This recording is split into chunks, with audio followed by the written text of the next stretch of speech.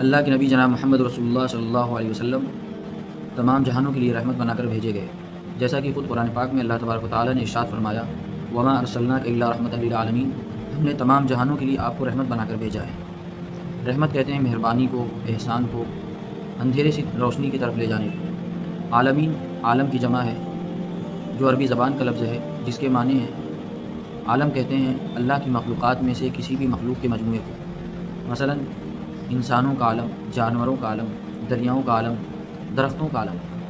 اللہ کی مخلوقات میں سے کسی بھی مخلوق کے مجموعے کا نام عالم ہے۔ اللہ کے نبی جناب محمد رسول اللہ صلی اللہ علیہ وسلم تمام جہانوں کے لیے اور تمام عالم کے لیے رحمت کس طور پر تھے؟ انسانوں کے لیے رحمت آپ اس طور پر تھے کہ آپ نے بھٹکتی ہوئی انسانیت کو سیدھا راستہ دکھایا، غلاموں کو ساتھ بٹھایا، عورتوں کو عزت دی، ہر شخص کو برابری کا درجہ دیا۔ الغرض یہ کہ آپ صلی اللہ علیہ وسلم انسانوں کے لیے ایک ایسا دین لے کر آئے جو انسانیت کی کامیابی کا راستہ ہے۔ لیکن آپ صلی اللہ علیہ وسلم انسانوں کے علاوہ دنیا میں جتنی بھی مخلوقات ہیں ان سب کے لیے آپ کی ذات رحمت کس طور پر تھی؟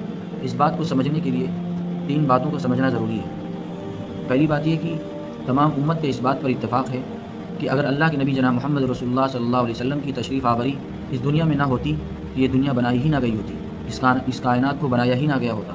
جیسا کہ کسی شاعر نے بھی کہا ہے، زمین نہ ہوتی، فلک نہ ہوتا، عرب نہ ہوتا، عجم نہ ہوتا، یہ محفل کن فقا نہ ہوتی اگر وہ شاہ امم نہ ہوتا۔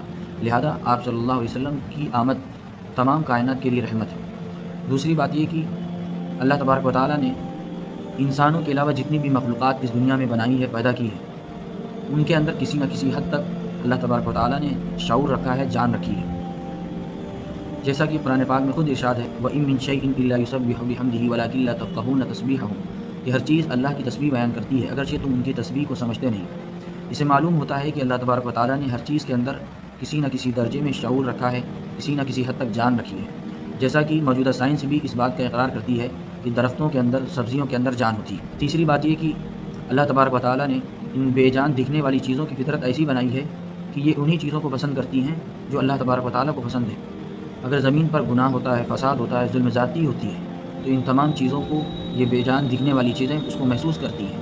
جیسا کہ حدیث پاک میں فرمایا گیا کہ جب کوئی شخص کسی زمین پر گناہ کرتا ہے تو وہ زمین اس پر لعنت بھیجتی ہے۔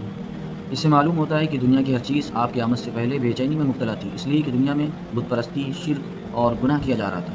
لیکن جب آپ صلی اللہ علیہ وسلم اس دنیا میں تشریف لائے تو آپ کے آنے کے بعد جہاں انسانیت کو سیدھا راستہ ملا اور انسانیت کو خدا کے ایک ہونے کا تصور ملا، وہیں ان بے جان دکھنے والی چیزوں کو سکون نصیب ہوا۔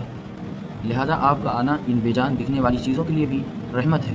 جب آپ صلی اللہ علیہ وسلم کے اس دنیا سے رخصت ہو جانے کے بعد کوئی لمحہ، کوئی گھڑی ایسی نہیں آئی جس میں اللہ کا نام نہ لیا جاتا ہو۔